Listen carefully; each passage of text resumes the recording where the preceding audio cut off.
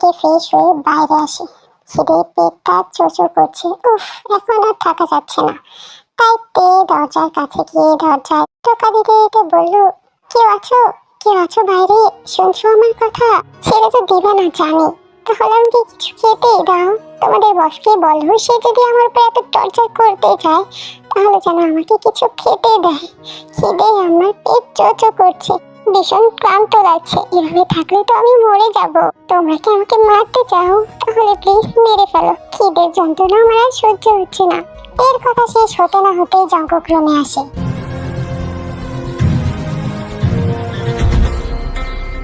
What a good timing baby doll. তুমি বললে আর আমি তোমার জন্য খাবার নিয়ে হাজির হলাম। নাও এবার লক্ষ্মী মেয়ের মতো খাবারগুলো শেষ করো। তে যে এতক্ষণ খাবারের জন্য অপেক্ষা করছিল সে এখন জঙ্ককে শান্ত আর ইনোসেন্ট ফেস দেখে রাগে গড়গড় করতে লাগলো, কিন্তু তারপরে মুখে কিছু বলল না। অবশ্য মনে মনে জঙ্ককের দুষ্টি উদ্ধার করছে। হতচ্ছাড়া, এতদিন পর মনে পড়েছে তে না খেয়ে আছে। তেকে খাবার না খেয়ে চুপচাপ বসে থাকতে দেখে জঙ্কক বলল, কি হয়েছে বেবি ডল? তুমি খাবার কেন খাচ্ছ না? এতক্ষণ তো তুমি বলছিলে তোমার অনেক খিদে পেয়েছে। নাও, খাবার তো তোমার সামনে, খেয়ে নাও। আমি খাবো না তোমার খাবার, নিয়ে যাও তুমি এইসব। জঙ্কক শুধু তের রাগি রাগি মুখের দিকে তাকিয়ে থাকে। সে যেটা তের সাথে করেছে তারপরে তের এমন ব্যবহার অস্বাভাবিক কোনো কিছু নয়, তাই জঙ্কক কিছুই বলে না। খাবারের প্লেটটা টেবিলের উপর রেখে চলে যেতে না আর যাওয়ার আগে বলে, খাবারটা খেয়ে নাও বেবি ডল, নয়তো কষ্ট তোমারই হবে। ভেবো না খাবার না খেয়ে থাকলে আমি তোমাকে ছেড়ে দিব।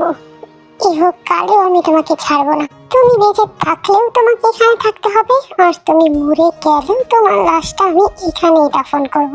তাই নিজেকে যদি বেশি কষ্ট দিতে না চাও তাহলে খাবারটা লক্ষ্মী মেয়ের মতো খেয়ে নাও। জঙ্কক চলে যেতে এতে মনে মনে ভাকা আসলো আর বলল, তুমি রাখলেও আমি এখানে থাকবো, না রাখলেও আমি এখানে থাকবো। আমি নিজের ইচ্ছা এখানে এসেছি, না তুমি আমাকে জোর করে রেখেছো। তাই আমি না যাও অব্দি এখান থেকে আমাকে কেউ সরাতে পারবে না, বুঝেছো মাই ডিয়ার ড্যাডি? তের মনে কথাগুলো তে আর আমরা ছাড়া আর কেউ শুনতে পেল না।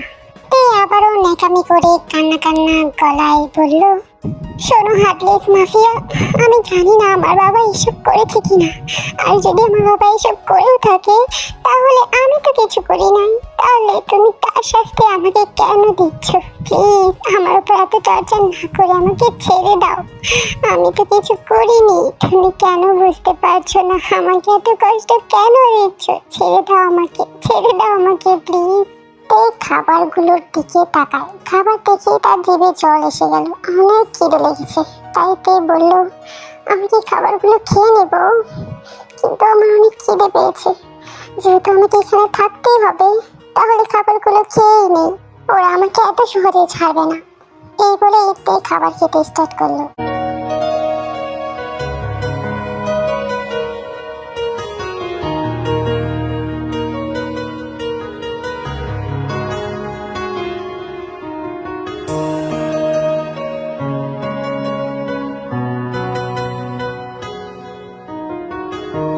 সব খাবার শেষ করার পর তের এখন অনেক ভালো লাগছে। লোকে ঠিকই বলে পেট ঠান্ডা তো দুনিয়া ঠান্ডা। রাতে মন ঠান্ডা করেছে আর এখন পেট, এখন তের অনেক ভালো লাগছে। তে খাবার শেষ করে আবার এলোমেলো বিছানায় শুয়ে পড়ে। জঙ্কক এতক্ষণ সিসিটিভি ক্যামেরায় তেকেই দেখছিল। তের এমন হাসি হাসি মুখ দেখে জঙ্ককেরও ভীষণ ভালো লাগে। জঙ্কক তের হাসি মাখা মুখের দিকে তাকিয়ে তেকে বলে, আই এম সরি সোনা, আমি তোমাকে কষ্ট দিতে চাইনি, তোমাকে কষ্ট দেওয়ার বিন্দু পরিমাণ ইচ্ছা আমার ছিল না, কিন্তু তোমার বাবার কারণে তোমাকে কষ্ট দিতে হচ্ছে। আমাকে মাফ করে দিও ডল, যতদিন না আমি আমার বোনকে পাচ্ছি ততদিন তোমাকে কষ্ট দিতে হবে। তার জন্য আই এম সো সরি সোনা। তুমি ঠিকই বলেছ, যার পানিশমেন্ট তাকেই দেওয়া উচিত।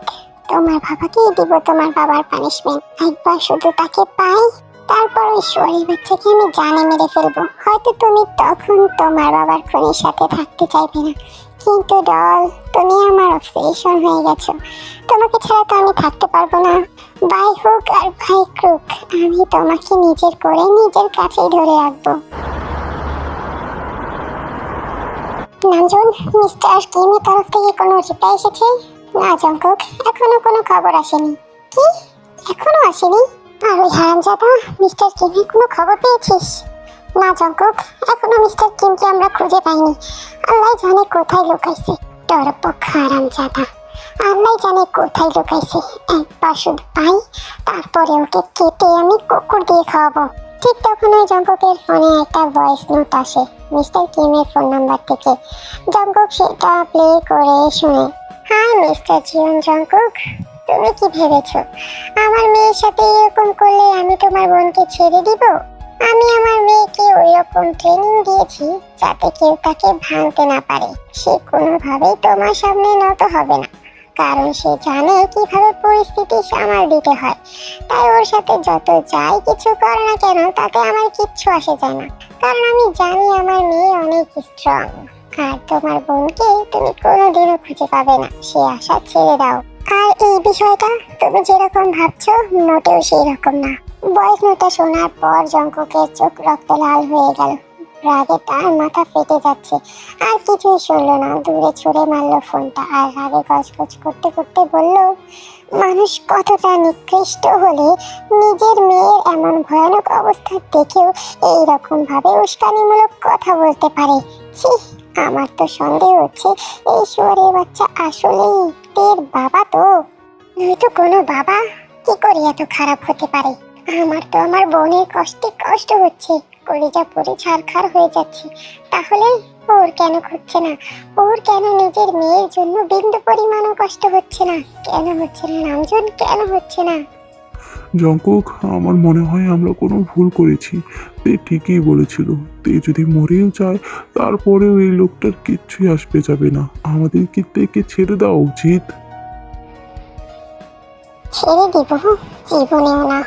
ওই মেয়েটাকে বেসমেন্ট থেকে আমার প্যালেসে আন, ক্লিন করা, ভালো পোশাক পরা, ভালো খাবার দে, তারপরে বাদ বাকিটা আমি দেখে নেব। জঙ্কুক, কি করতে চাইছিস তুই? প্লিজ জঙ্কুক, মেয়েটার সাথে আর কিছু করিস না। ছেড়ে দে মেয়েটাকে, অনেক হয়েছে। নামজন, তুই আমার ব্যাপারে বাড়তি কোনো নাক না গলালে আমি খুশি হব। আমার ব্যাপারটা আমি দেখে নেব। তোকে যা বলেছি তুই শুধু সেটাই কর। কিন্তু জঙ্কুক, আমি তোর ফ্রেন্ড, আমি তোর খারাপ চাইবো না, তুই জানিস। তুই যদি ওর সাথে উল্টাপাল্টা কিছু করিস আর ও যা বলেছে সেটা যদি সত্যি হয়, তাহলে তুই পরে রিগ্রেট ফিল করবি। আমি তোকে চিনি, তোর খারাপ লাগবে, পরে তুই যেন কষ্ট না পাস, সেটার জন্যই আমি তোকে বলছিলাম। তোকে এত কিছু ভাবতে হবে না, আমি যা বলেছি শুধু সেইটুকুই কর। এই কথা বলেই জঙ্কুক সেখান থেকে চলে যায়। আর নামজন বলে, রিডিকুলাস জঙ্কুক, রিডিকুলাস। তুই কখন কোনটা চাস তুই নিজেও জানিস না। তারপর কিছু গার্ড গিয়ে তেকে জঙ্কুকের প্যালেসে নিয়ে আসে।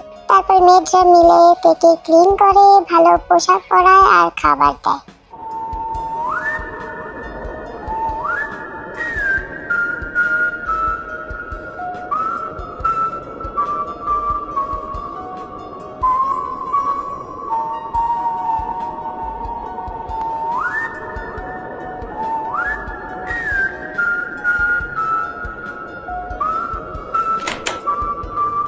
হ্যালো বেবি ডল, কেমন আছো? জঙ্কুক, তুমি তো এতক্ষণে জেনেই গেছো যে আমার বাবার কিচ্ছু আসে যায় না। তুমি যদি আমাকে মেরে কেটে ফেলো তারপরে তার কিচ্ছু আসবে যাবে না। তাহলে প্লিজ জঙ্কুক, আমাকে এখানে আটকে রেখে টর্চার না করে ছেড়ে দাও। ওহ বেবি ডল, তোমার কি টর্চার কেন মনে হচ্ছে বলো তো? তোমাকে আমি বেসমেন্ট থেকে রাজপ্রাসাদে আনলাম, ভালো করে ক্লিন করলাম, ভালো খাবার দিলাম, পোশাক দিলাম, তোমাকে কত স্পেস দিলাম, তারপর তোমার এটা কি টর্চার মনে হচ্ছে? এইভাবে কি কেউ কাউকে টর্চার করে? তাহলে তাহলে তুমি এখানে কেন এসেছো জঙ্কুক?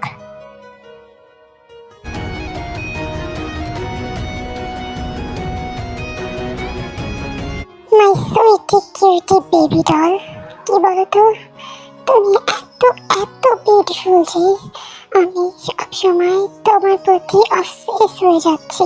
প্রতিদিন, প্রতি রাত, প্রতি সেকেন্ড, প্রতি মোমেন্টে আমি শুধু তোমাকেই চিন্তা করি। এই জান, তোমার নেশা আমাকে পাগল করে দিচ্ছে। এই নেশা তো এত সহজে কাটবে না। আর না, আমি কাটাতে চাই। এই নেশা কাটালে তো আমি মরে যাব জান। তাই নিজেকে বাঁচানোর জন্য হলেও তোমার এই নেশায় আমায় ডুবে থাকতে হবে। আমি নিজে বাঁচতে চাই, তাই তো তোমাকে ছাড়তে পারবো না।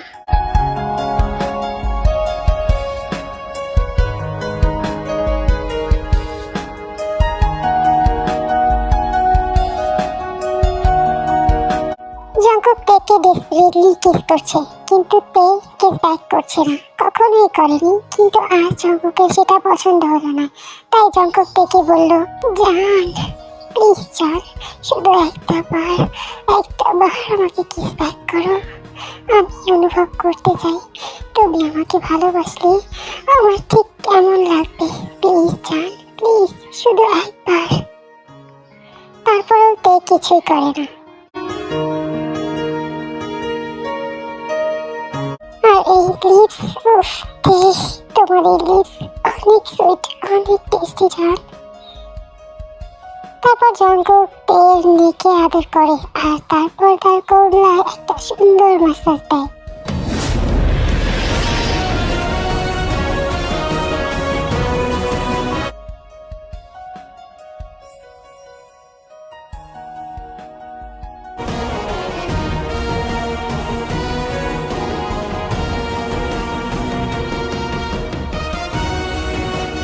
জঙ্কুক তেকে অনেক সফটলি আদর করতে থাকে, যেটা তে একদমই ভালো লাগে না। তাই জঙ্কুককে রাগ ওঠানোর জন্য তে বলে, তুমি তুমি আমাকে এইভাবে কেন টাচ করছো? এত সফটলি কেন টাচ করছো? কেন জান, তোমার ভালো লাগছে না? কিন্তু আমার বাবা তোমার বোনের সাথে যেটা করেছে, তারপরে তুমি পানিশমেন্ট ডিজার্ভ করি। এইসব না, তুমি প্লিজ আমাকে পানিশমেন্ট দাও, আমাকে এইভাবে টাচ করো না জান। আমি ভুলে যেতে চাই। প্লিজ শুধু এই মোমেন্টটা ফিল করো, নাকি ওইসব কিছু। তে আর কিছুই বলে না। তার নেশাক্ত পুরুষ তার নেশায় ডুব দিতে চাইছে, সে প্রত্যাখ্যান করতে পারে না। তাই তো তেও জঙ্কুকের তালে তাল মেলায় আর তে প্রথমবারের মতো জঙ্কুককে কিস ব্যাক করে।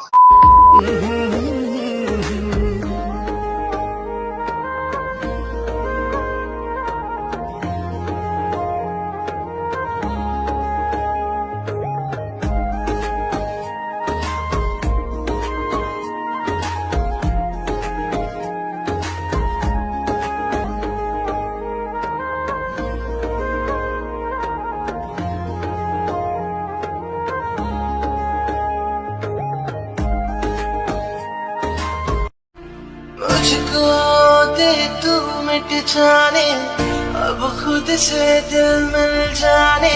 लम्हे ये फिर ना आने, इनको तू ना दे जाने। तू मुझ पे खुद को दे लुटा, तुझे तुझसे तोड़ लूं, कहीं खुद से जोड़ लूं।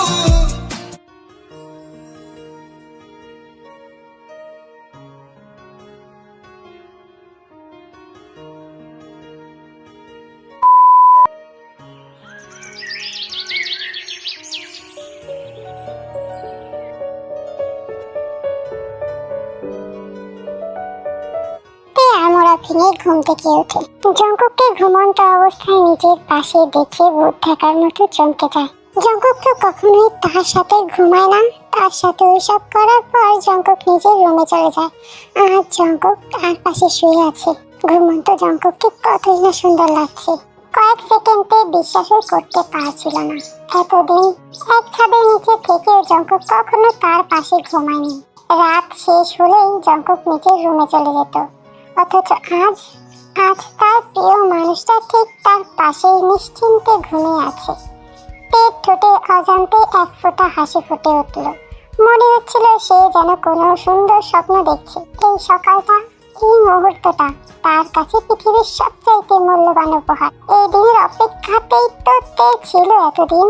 তার অতি কাঙ্ক্ষিত পুরুষের এই কাঙ্ক্ষিত সময়টুকুই তো তার প্রয়োজন ছিল।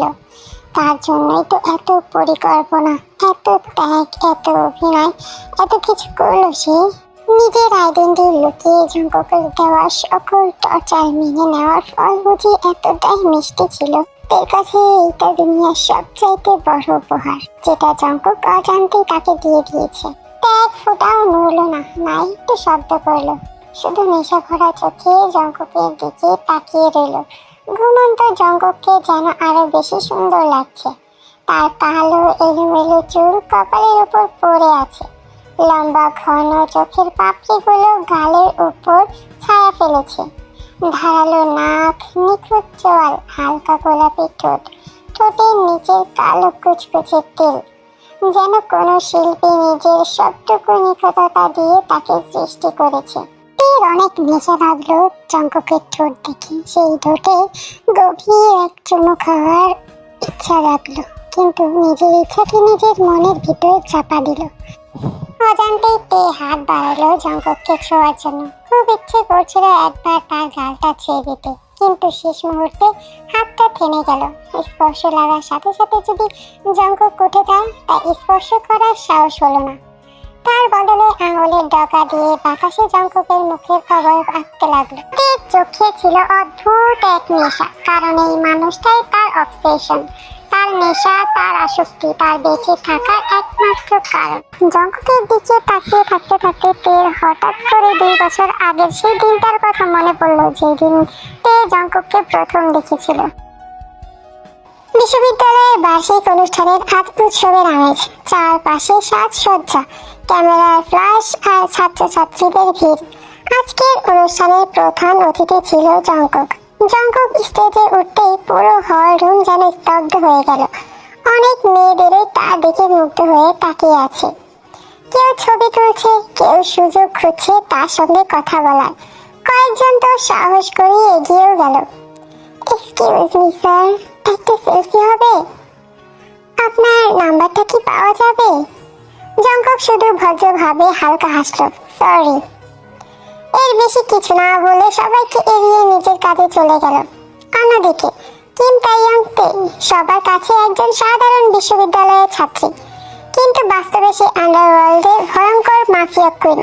আজও সে সাধারণভাবেই বন্ধুদের সঙ্গে এসেছে। নিরাপত্তার কারণে মুখে একটা মাস্ক পরে আছে, শাড়ি পরেছে। অনেকটা অস্বস্তি লাগছে তার। সে কি এসব ক্যারি করতে পারে? কিন্তু তার বেস্ট ফ্রেন্ড জিমিন জোর করেই তাকে শাড়িটা পরিয়ে দিয়েছে। হাঁটতে অনেক অস্বস্তি লাগছে। মেকআপ টেকআপ কিচ্ছু করেনি, হালকা গহনা পরে সুন্দর করে সেজেছে সে। কিন্তু ভার্সিটিতে আসার পর থেকে অস্বস্তির কারণে মুখে মাস্ক পরে আছে। একটি দরকারি কাজে সে প্রিন্সিপালের রুমের দিকে যাচ্ছিল। শাড়ি পরে হাঁটতে তার ভীষণ অস্বস্তি হচ্ছিল।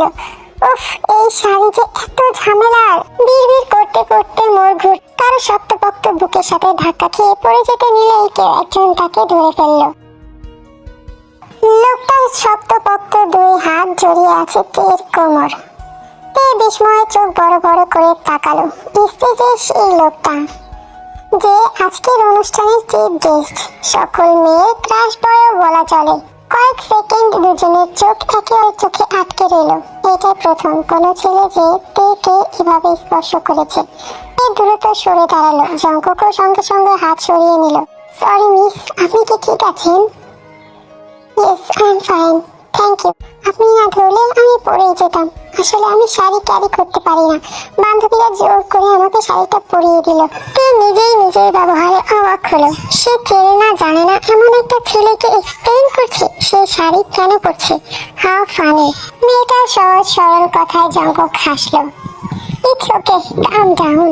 একবার মাথা থেকে পা পর্যন্ত তাকিয়ে বলল, এমনিতেও শাড়িতে নারীদের সুন্দর লাগে, আর আপনাকেও লাগছে, সত্যিই খুব সুন্দর লাগছে। তবে সাবধানে হাঁটবেন, নেক্সট টাইম পরলে কিন্তু মাজা আর মাথা দুটোই ভেঙে যাবে। কথাটা শুনে তে অবাক হয়ে গেল। সে তো নিজেই অজান্তে বলে ফেলেছিল কেন শাড়ি পরেছে, অথচ ছেলেটা কোনো বাড়াবাড়ি না করে শুধু আন্তরিকভাবে একটা কমপ্লিমেন্ট দিল। ঠিক তখনই জঙ্কুকের ফোন বেজে উঠল। সে ফোন কানে নিয়ে গম্ভীর গলায় কথা বলতে লাগলো। তে চুপচাপ দাঁড়িয়ে তাকে দেখছিল। লম্বা সুঠাম দেহ, আত্মবিশ্বাসী ব্যক্তিত্ব, শান্ত অথচ দৃঢ় কণ্ঠ, প্রতিটা জিনিসই যেন তাকে অদ্ভুতভাবে আকর্ষিত করছিল। ফোন রেখে জঙ্কুক আবার এর দিকে তাকালো। নেক্সট টাইম সাবধানে হাঁটবেন, নইলে পড়ে গেলে কিন্তু আমি আর আসবো না ধরার জন্য। এই বলেই জঙ্কুক চলে গেল। পেছন থেকে তাকিয়ে শুধু জঙ্কুককেই দেখতে লাগলো। হাঁটার স্টাইলটাও মারাত্মক সুন্দর। এখানে কিসের জন্য এসেছিল আর কোথায় যাচ্ছিল ভুলে গেল সে। বশীভূত হয়ে শুধু জঙ্কুকের দিকে তাকিয়ে রইল। সে না চাইতেও তার চোখ বারবার জঙ্কুকের দিকে আটকে রইল। নিজের এমন অদ্ভুত ফিলিংসের উপর প্রচুর বিরক্ত হলো। তারপরে জঙ্কুকের কথা চিন্তা করা থেকে নিজেকে আটকাতে পারলো না। বিড়বিড় করে বলল, কি অসম্ভব হ্যান্ডসাম ছিল, উফ, একদম আমার টাইপের। একবার জানার চেষ্টাও করলো না আমি কে, ইমপ্রেস করার চেষ্টাও করলো না। তবু কেন যেন মনে হচ্ছে আমার হৃদয়টা ওর সাথেই চলে গেল। কিছুক্ষণ পর কালো রঙের মার্সিডিজ গাড়িতে উঠে জঙ্কুক চলে যেতে লাগলো। ধীরে ধীরে বারান্দায় এসে দাঁড়ালো। গাড়িটি গেট পার হওয়া পর্যন্ত সে তাকিয়েই রইল। হঠাৎ পেছন থেকে কেউ ধাক্কা দিল। এই, তোকে পুরো ভার্সিটি খুঁজে মরছি, আর তুই এখানে দাঁড়িয়ে কি করছিস? মেয়েটা হলো তের বেস্ট ফ্রেন্ড জিমিন। পেছন ঘুরে তাকালো না, সে জানে মেয়েটাকে। গাড়িটার দিকেই তাকিয়ে মুচকে হেসে বলল, দেখছিস, একটা হ্যান্ডসাম ছেলে আমার হৃদয় চুরি করে নিয়ে চলে গেল।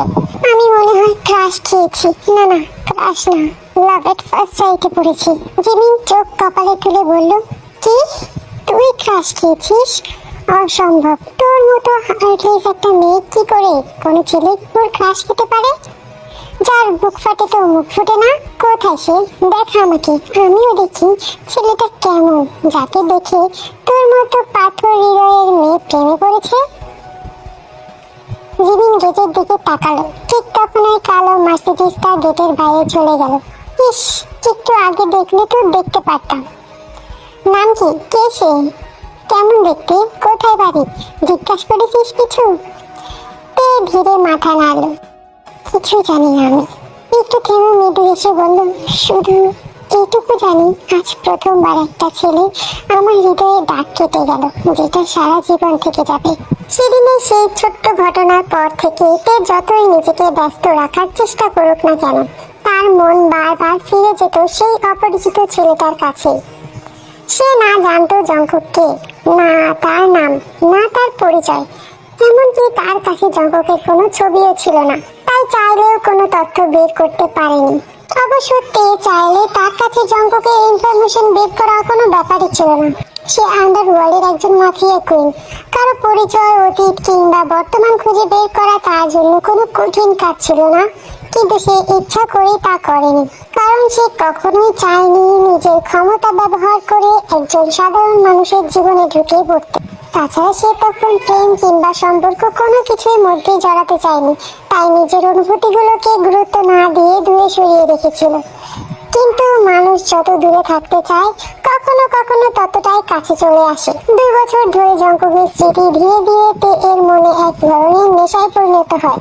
মাত্র কয়েক মুহূর্তের দেখা, একটা ছোট্ট কমপ্লিমেন্ট আর সেই ভদ্র ব্যবহার, এতটুকুই যথেষ্ট ছিল তার কঠিন হৃদয়ে গভীর ছাপ ফেলার জন্য। 2 মাস আগে তের বাবার বিজনেস পার্টিতে জঙ্কুকের সাথে আবার দেখা। দ্বিতীয়বার জঙ্কুককে দেখার পর সে নিজেকে আটকাতে পারল না। পার্টি চলাকালীন সবসময় শুধু জঙ্কুকের দিকে তাকিয়েছিল। এক পর্যায়ে সে জঙ্কুকের নাম শুনতে পায়। যেহেতু তার অ্যাসিস্ট্যান্ট তার সাথেই ছিল, এই নিজের বিশ্বস্ত অ্যাসিস্ট্যান্ট সুগাকে শান্ত গলায় বলেছিল, কাল সকালের মধ্যে জঙ্কুক সম্পর্কে আমার সব তথ্য চাই। সুগা কয়েক ঘন্টার মধ্যে সব তথ্য এনে দিল। ফাইল খুলে পড়তেই কিছুক্ষণ নির্বাক হয়ে বসে রইল। তারপর নিজের অজান্তে হেসে উঠল। আমার লাইফটা সত্যি একটা জোক হয়ে গেছে। কারণ সে জানতে পারলো যে মানুষটার প্রতি সে 2 বছর ধরে অদ্ভুত এক টান অনুভব করছে, সে আর কেউ না, তার সবচেয়ে কাছের বন্ধু জিমিনেরই ভাই। মাথা নেড়ে মৃদু হেসে বলল, হাউ ফানি। তারপর দীর্ঘশ্বাস ফেলল। যদি আগে জানতাম যে ও জিমিনের ভাই, তাহলে হয়তো অনেক আগে ওকে নিজের জীবনে নিয়ে আসতে পারতাম। জঙ্কুক সম্পর্কে সব তথ্য জানার পর আরো একটা গুরুত্বপূর্ণ বিষয় জানতে পারল। জঙ্কুক একজন রহস্যময় মাফিয়া কুইনের সেফটির দায়িত্বে কাজ করে। তবে জঙ্কুক জানে না যে মাফিয়া কুইনকে সে এতদিন নিরাপত্তা দিয়ে এসেছে, যার জন্য সে টপ 1-এ উঠতে পারছে না। সেই মাফিয়া কুইন আর কেউ না, তে নিজেই। আন্ডারওয়ার্ল্ডে সবাই শুধু জানে মাফিয়া কুইন পুরো সাম্রাজ্য নিয়ন্ত্রণ করে, কিন্তু আজ পর্যন্ত কেউ তার আসল মুখ দেখেনি, কারণ সবার সামনে তে শুধু মিস্টার কিমের মেয়ে, কিম তাইয়ং তে। কিন্তু আড়ালে এই পুরো সাম্রাজ্য চালায় তে নিজেই। সবকিছু জেনে তে মৃদু হেসে মনে মনে বলল, যেহেতু জঙ্কুক আমার সেফটির দায়িত্বে আছে, তাহলে নিজের নিরাপত্তার ব্যাপারেও নিশ্চয়ই খুবই সতর্ক। তাই যা করার খুব ভেবে চিন্তে করতে হবে। সেই ভাবনা থেকে সে একটা পরিকল্পনা করলো। সঙ্গে সঙ্গে জিমিন আর নিজের বিশ্বস্ত অ্যাসিস্ট্যান্ট সুগাকে রাতে নাইট ক্লাবে দেখা করতে বলল। সন্ধ্যা হতেই তিনজন নির্দিষ্ট ভিআইপি রুমে বসেছে। জিমিন ঢুকে হেসে তে এর পাশে বসে পড়ল। কি রে সোনা, হঠাৎ করে এত জরুরি তলব, কি হয়েছে? তে কোনো উত্তর না দিয়ে টেবিলের উপর একটা ফাইল এগিয়ে দিল। জিমিন কৌতূহল নিয়ে ফাইলটা খুলতে অবাক হয়ে গেল। জিমিন সুগা আর তে দিকে তাকিয়ে বলল, আরে এটা তো আমার ভাই জিউন জঙ্কুকের ফাইল। তোরা তো দেখছি আমার ভাইয়ের জন্মকুণ্ডলী বের করেছিস। পাশে বসে থাকা সুগা ঠোঁটে দুষ্ট হাসি ফুটিয়ে বলল, জানি মান, এবার বুঝতে পারছো আজকের মিটিংটা কেন ডাকা হয়েছে? রুমে নীরবতা নেমে এসেছে। জিমিন ফাইলটার দিকে তাকিয়ে আবার টের দিকে তাকালো, বলল, না আমি কিছুই বুঝতে পারছি না, কি হয়েছে? আর তুই চুপ করে আছিস কেন? কি হয়েছে একটু খুলে বল না, আমি তো কিছুই বুঝতে পারছি না।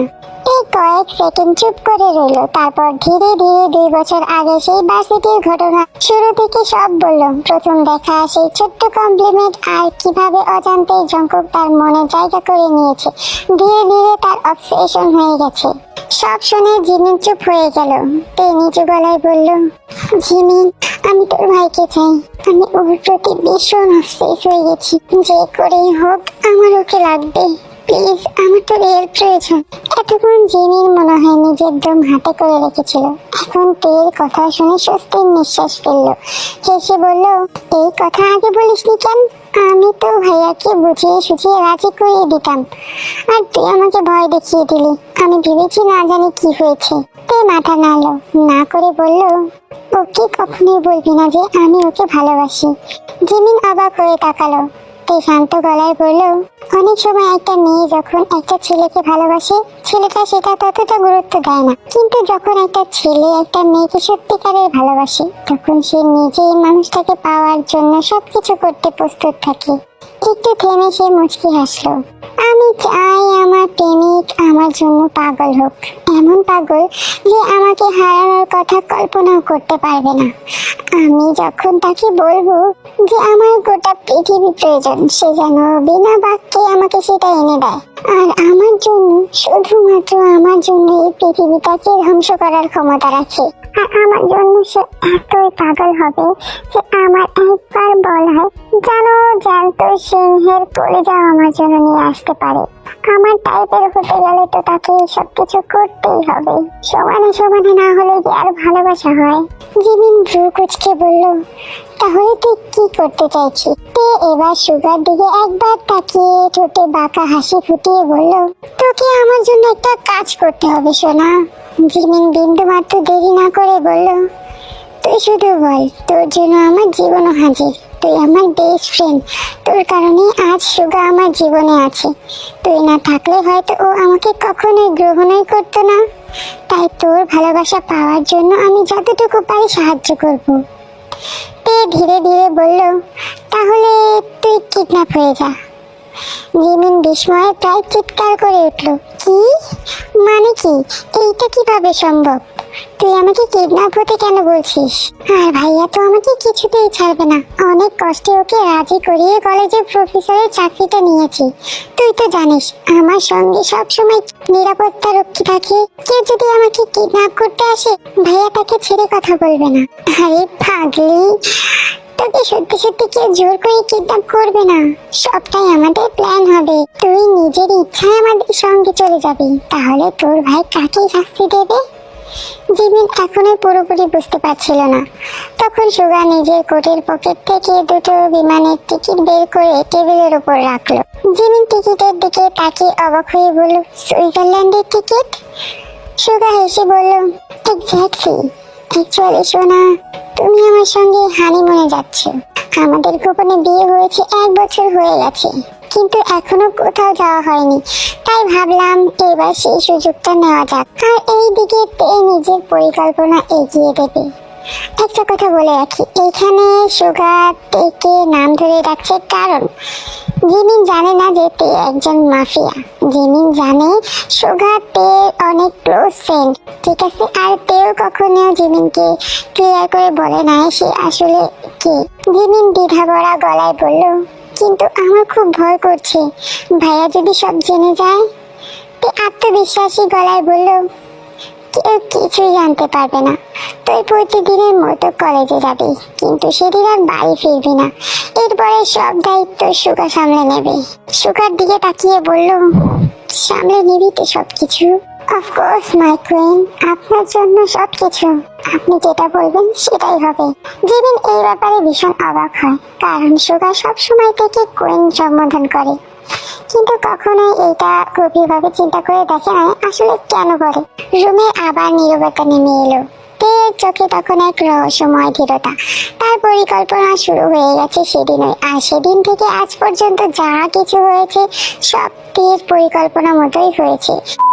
তের এইসব চিন্তা ভাবনার মধ্যে তে দেখলো জংকুক চোখ মেলে তার দিকে তাকিয়ে আছে।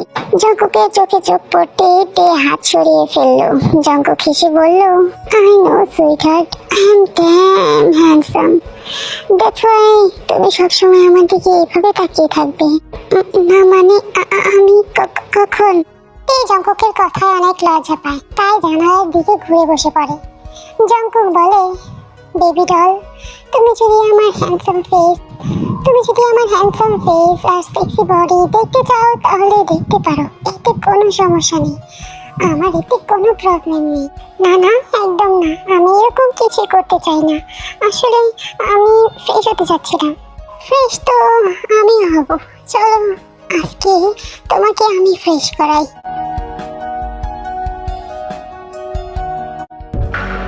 Something in you, lit up heaven in me. The feeling won't let me sleep, 'cause I'm lost in the way you move, the way you feel.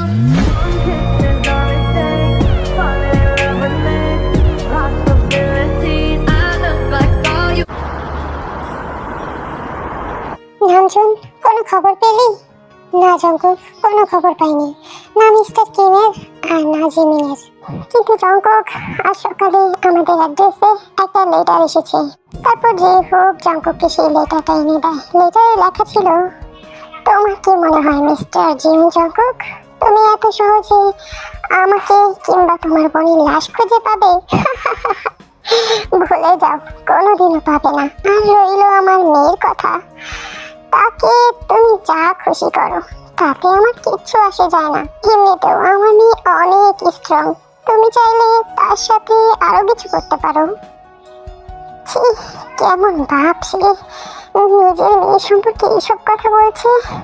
Jungkook, সত্যি মিস্টার কিম অনেক খারাপ। আমাদের কাছে একটা পার্সেল এসেছে। কিসের পার্সেল? এই যে এটা। তারপর জংকুক সেই পার্সেলটা খোলে, আর পার্সেলের ভিতরে জিমিনের ড্রেস ছিল, যেটা সেই দিন সে পরেছিল। পার্সেলটা হাতে নিয়ে জংকুক নামজুনকে বলে, খোঁজ লাগা, মিস্টার কিম কোথায় আছে। এই কথা বলে জংকুক সেখান থেকে চলে যায়। এইটা অনেক শকিং ছিল নামজুনের কাছে আর জিহোবের কাছে, কারণ জংকুক হচ্ছে শর্ট টেম্পার, যার রাগ কথার আগে ওঠে। আর সে কিনা কিছু না বলে, রাগ না দেখিয়ে এখানে শান্তভাবে চলে গেল।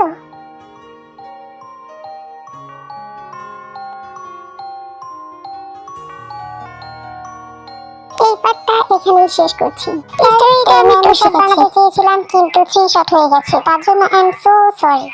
সম্পূর্ণ পার্ট একসাথে দিতে গেলে অনেক বড় হয়ে যায় আর তোমরা বড় ভিডিও দেখবে না। যেহেতু আমার চ্যানেলটা নতুন, এত বড় ভিডিও দিলে যদি তোমরা না দেখো তাহলে চ্যানেল শুরুর আগেই রিচ কমে যাবে আর চ্যানেল ডাউন হয়ে যাবে। তার জন্য আমি সম্পূর্ণ ভিডিওটাকে অর্ধেক করে দিয়েছি। আজকে এইটুকুই, বাদ বাকিটুকু আমি কালকে আপলোড করে দিব। তোমরা প্লিজ প্লিজ আমার সোনা পাখিরা প্লিজ পুরো ভিডিও ওয়াচ করবা। ভালো লাগুক বা না লাগুক একটা লাইক তো করতেই পারো, কারণ আমি এত কষ্ট করে ভিডিওটা বানিয়েছি, তার জন্য একটা লাইক তো দিতেই পারো। আর যদি ভালো লাগে তাহলে অবশ্যই মিষ্টি করে একটা কমেন্ট করে বলবা যে স্টোরিটা তোমাদের কেমন লাগছে। চ্যানেলটা যেহেতু নতুন তাই প্লিজ সবাই একটা করে সাবস্ক্রাইব করে দিবা। এই পার্টটায় যদি বেশি লাইক পড়ে তাহলে আমি চেষ্টা করব কালকের মধ্যেই লাস্ট পার্ট দেওয়ার জন্য, আর নয়তো একটু দেরি হবে। তো সবটাই তোমাদের হাতে। তোমরা যদি তাড়াতাড়ি পেতে চাও তাহলে অবশ্যই আমার এই চ্যানেলের সবগুলো স্টোরি বেশি বেশি ওয়াচ করবা, লাইক করবা, তারপরে মিষ্টি করে কমেন্ট করবা, যাতে আমার চ্যানেলটা একটু রিচ পারে, যাতে সবার কাছে পৌঁছায়। তাহলে আমি তাড়াতাড়ি স্টোরি দেওয়া শুরু করব। আমি জানি তোমরা আমাকে অনেক ভালোবাসো, অনেক কথা বলে ফেলেছি। তো আজকের মতো এইটুকুই, ভালো থেকো সবাই, আল্লাহ হাফেজ।